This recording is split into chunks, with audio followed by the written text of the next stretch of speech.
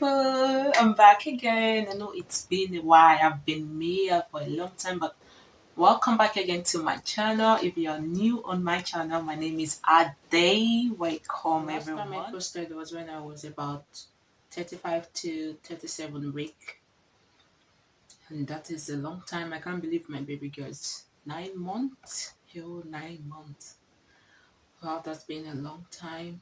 But after having my baby, I decided to give myself time to heal because postpartum is not a joke, guys. It is not a joke. Though my healing progress is still on, but I'm so grateful that I finally have the opportunity to tell about my birth story and the trimester, the postpartum, and about life generally in Norway. So I'm going to be starting off by how the labor started. Sent to the hospital on my due date because I started feeling some cramp, which was not so intense. So I was sent there, and the hospital is about, I think, over an hour drive from where I live because I live on the countryside. So I was sent there. After being checked by the midwife, I was given a room, not like a ward or the room was not in the hospital part of the hospital. It's just like a side hotel that is made for women who just had their baby or women who are expecting. So I was sent to one of those rooms where I was staying. So I got checked the next day. So I was there for I think 2 nights. Yes. So the third day I was told I can go home. Then I was 3 days overdue. So I was told I can go home. So that day I had to come home. My husband was out work. So I came on by bus. So while I was home during the day, it was normal. I felt normal. I felt okay. But in the evening, around 10 p.m. in the evening, that is the 8th, the 8th of July last year. By 10 p.m. I was home, and then I started feeling the cramp. So I decided to use the app on my phone to check how consistent the pain is, because like I heard that the pain has to go maybe every 5 minutes for maybe 1 minute or something, which I forgot about. It's been a long time. So I was using my phone. I have an app on my phone, and I was using to track the process, how it progresses. So after some time, I felt the pain more intense. So I decided to take a bath rather. I decided to take a bath to cool down. So while taking my bath, I started feeling the pain even a lot more. It felt like someone was stabbing me in my stomach.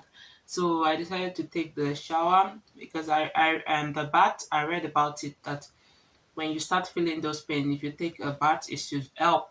But the moment the bath thing is not helping, you should go straight to the hospital because that means you are in active labor, if I'm not mistaken. So the shower was not helping. I started feeling this horrible pain. So I was home alone. Then it was about 11 past 11 p.m. at night. So I decided to use the app on my phone. I have this app on my phone for calling like emergency. It will be coming up soon. Yeah. So I was calling the emergency helpline through this app on my phone, and this app is connected to the map. It will show exactly where you are, your location, which I find very, very good and helpful. So, because that night I remember after calling them, I was asked for my house address while on phone, and I was asked about the time, the interval between the pains. So I could not even pronounce the name of where I live. So because this app is connected right to the map, they were able to get my location from the map because I couldn't pronounce it. So the people, the person on the phone told me that the help is on the way. So not long ago, maybe about 10-15 minutes, the ambulance was here. So the ambulance was here and took me to. I got to the hospital. I got checked by the midwife that was on duty that night. So she said, yeah, that she can see it's active labor. So I was put in the room and I was given. I got injected and I slept. Oh, that was the best sleep of my life. I slept from around, I think, 1 to 6 in the morning. Then this wear off. Like this painkiller literally wear off, and then the pain begins. Like that is when the show really started, guys. That is when the show really started. So when it was 6 a.m., the midwife on the duty when I came in at midnight, she was clocking out. So she told me that there will be another midwife clocking in, and she's very good, she's calm, and she will give me every support I needed. So I said, okay. So the next midwife that came in was from Denmark, a Danish midwife. So she came in, she was very supportive, and she was with me, and she's on like afternoon shift. She was also going to leave later, and maybe probably someone would come in. So they started checking and checking. So I think 6 a.m., I was already dilated about like I think it was 3 centimeter. I was about 3 centimeter at 6 a.m., but the pain was intense, like the contractions were coming and coming. So there were several doctors coming in and checking up on me and going back, and there were nurses who were there with me and monitoring things.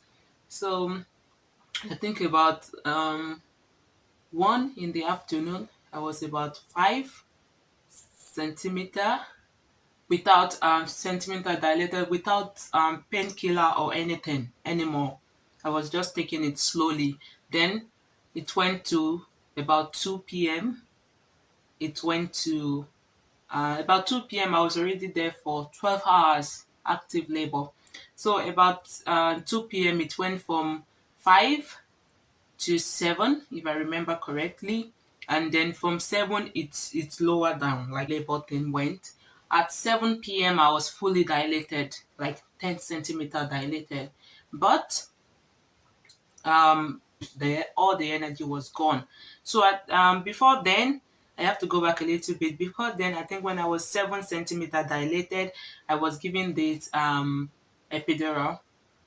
I requested for it because the pain was intense. So I asked them if this epidural was going to like numb everything completely, and even giving birth, I was not going to notice it. But no, the the epidural was just for the back pain and maybe the stomach. Completely 10 centimeter dilated. I could not push out my own baby, and the the heart rate, the baby's heart rate on the monitor was dropping. So I started notice several doctors coming in and out because they were getting worried that the way the contractions was off and on, then the baby's heart rate started dropping. So then I was worried because I had. So that got me really, really scared. So they decided to bring two more midwives, one woman who have worked in like different African countries. So I don't know why they brought her in. Maybe because I'm black. They tried to bring someone who is like who is aware of the situation, who is used to like multicultural people having baby. So they try to bring out one, and there's another one who also says she has worked in Zambia and some other country. They wanted me to breathe. You have to breathe, and then at the start of the contraction, you have to push. But I said that I don't know how to breathe or push. I can't do it. I said, look at me, you can do it. You have to try. You have to try. You have to that. I said, okay. So after trying the other method that I held on to the wrapper thing, and one person was pulling on the right side, one person was pulling on the other end. I think after maybe 5 pushes, I was able to get my daughters out. First, the head came out. She has the cord around her neck. So they tried to unravel that first, and then I pushed out the rest of the baby. So they gave her to me. I was holding her. Then I had mixed feelings. I don't know if I should be happy, if I should be sad, if I should cry. But I know I was happy, but the feelings was like the feelings was not there. So she was I remember she was very active, looking around with the eyes, big eyes wide open. I got moved to the recovery room where I was alone with my baby, and then it was all okay. I remember making a video and I was dancing, happy and everything. And then the next day, like the second day, then the depression kicked in. Then I start to realize that I just birthed a whole human being. Then the depression kicked in. Childbirth is not a joke. I was alone. I felt the loneliness and everything. When I came back from the hospital, everything literally made me cry. Watching a movie makes me cry.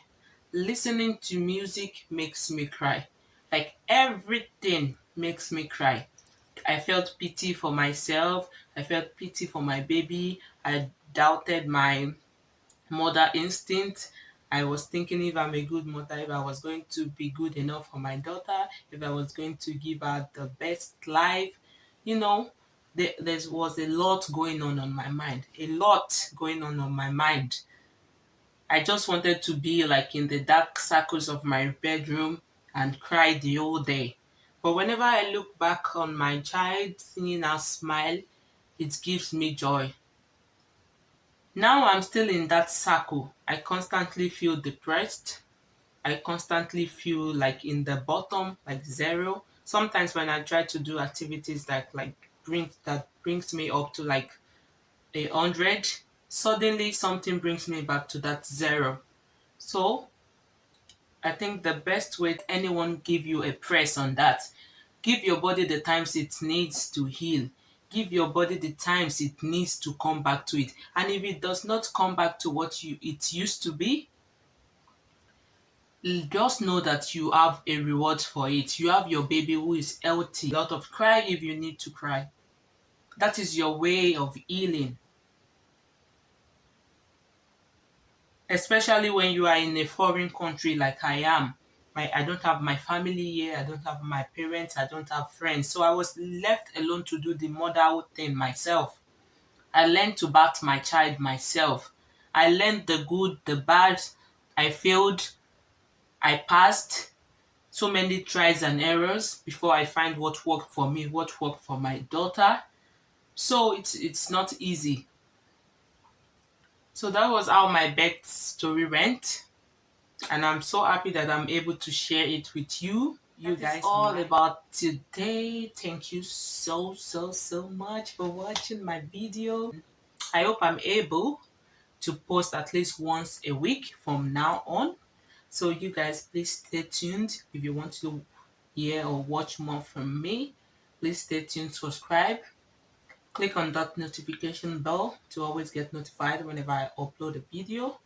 Like, comment, subscribe, share your opinions, share your experiences. I'll be reading through the comment section.